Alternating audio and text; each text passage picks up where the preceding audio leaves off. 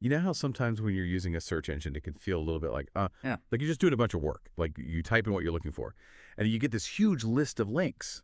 And then it's like, okay, now we got to figure out which of these is actually going to be useful. Well, you send in some information about ChatGPT Search, which is this new project from OpenAI. And it seems like they're really trying to solve this problem. So this deep dive is going to be all about their new approach to using AI for search. And I got to say, I'm pretty excited to see where this goes. So the source material for this is a video presentation by OpenAI themselves. And right at the top, they made a pretty big announcement. They said that ChatGPT Search is now available globally and that it's free for everyone. So they had a bunch of other announcements in the video. But honestly, like the fact that this is going to be available openly really caught my attention. Yeah. I think offering it for free is a pretty bold move. I mean, essentially, OpenAI is inviting everyone to just try out their new tech and to potentially like shake things up. Yeah. In a market that's, dominated by some pretty established players. Yeah, it's not just about being free, though, Yeah. right? I mean, the video really emphasizes that this isn't your typical keyword search. They're saying ChatGPT Search actually understands what you're asking. It can pull out relevant information directly from websites. And you can even have a conversation with it to, like, refine your search. So it's all about making search a lot more intuitive. And conversational. Right, and Yeah. they illustrate that really well in the video with the example of searching for events happening in San Francisco. Instead of just getting a page full of links, ChatGPT Search presents these results visually with like images and descriptions, even a map. Yeah. And then you can ask like follow-up questions, just like you would in a regular conversation. Oh, and I love this one detail. ChatGPT Search actually cites its sources. I mean, in a world where AI is sometimes seen as this, kind of like black box, having that level of transparency seems really important. Yeah, it does. It goes back to, what we were saying before about the building trust with users.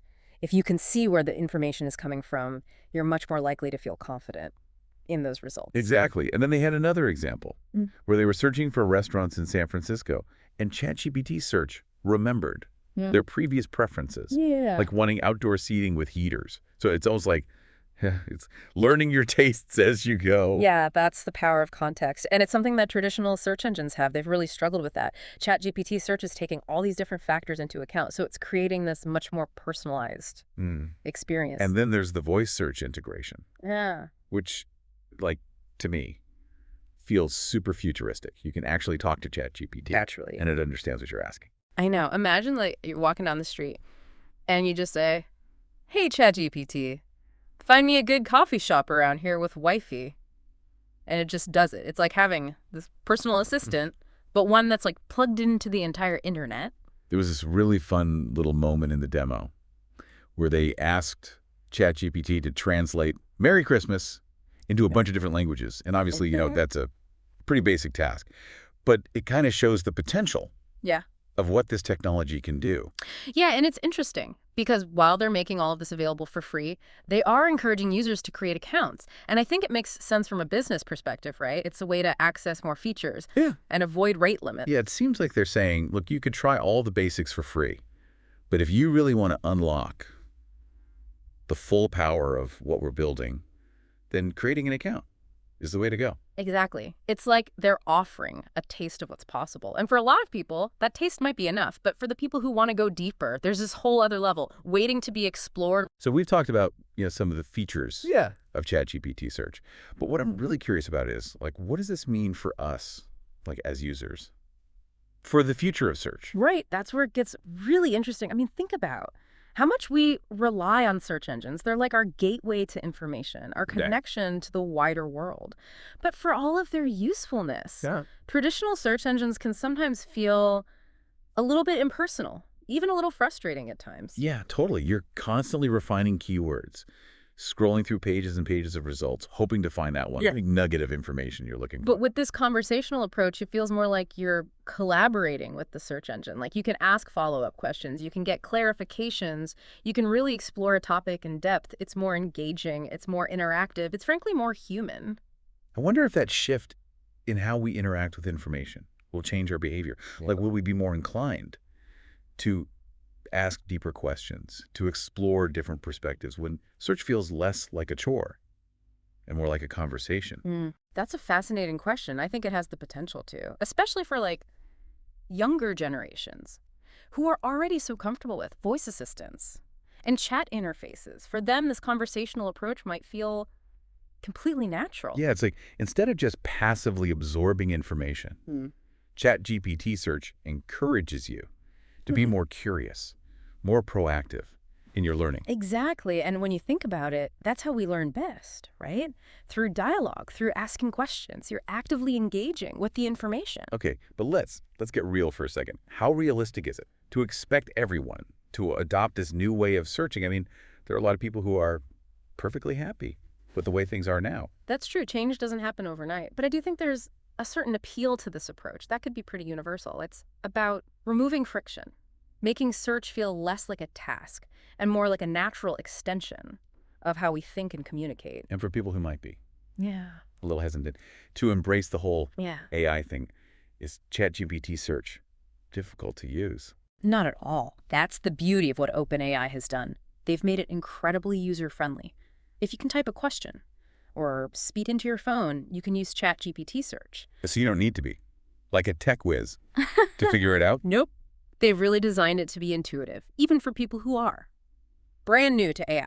All this talk about AI taking over everything, though, does make you wonder if we're relying on this technology to do all the heavy lifting.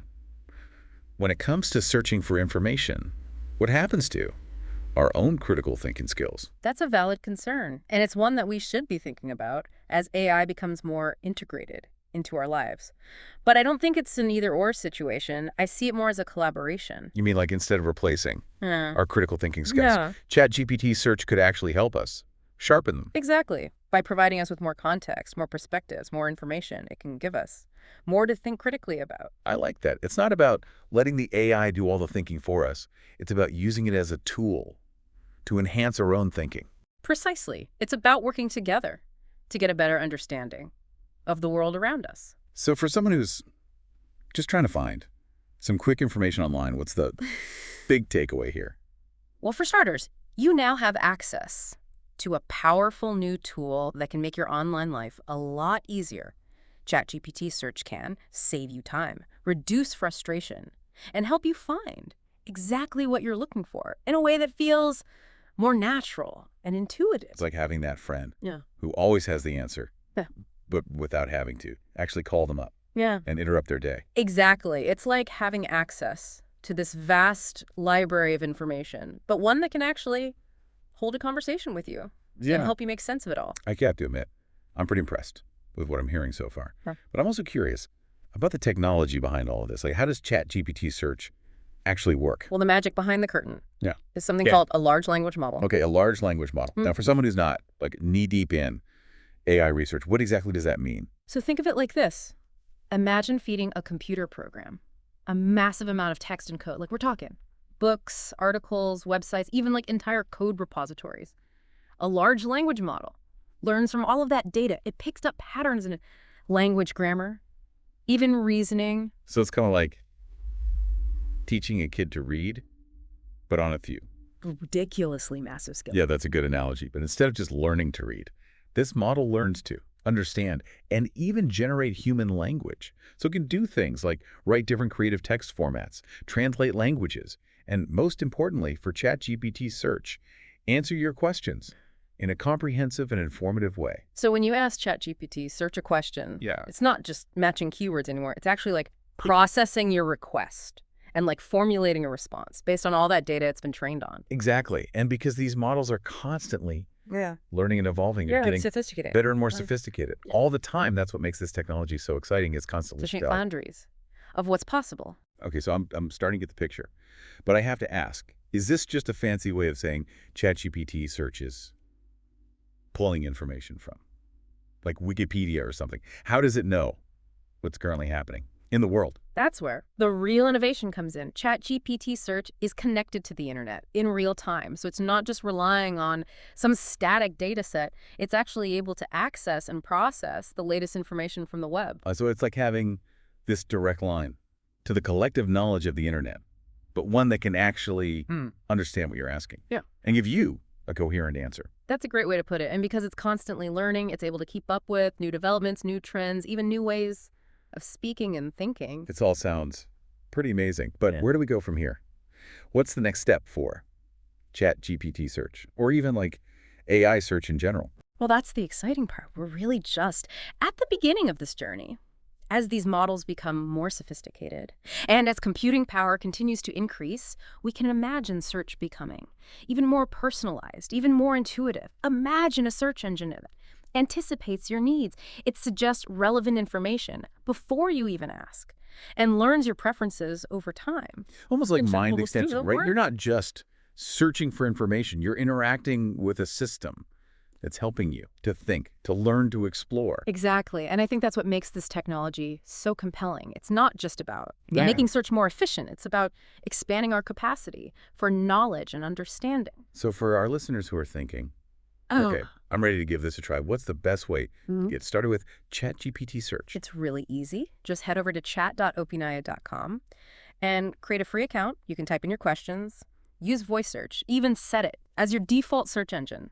And I would encourage everyone to do so. I mean, we've covered a lot of ground in this deep dive, but the best way to really understand the potential of ChatGPT search is to experience it for yourself. Yeah, play around with it. Ask it some tough questions. See what surprises you. And that brings us to the end of our deep dive into ChatGPT search. We've explored its features, its potential, and even the technology that makes it all possible.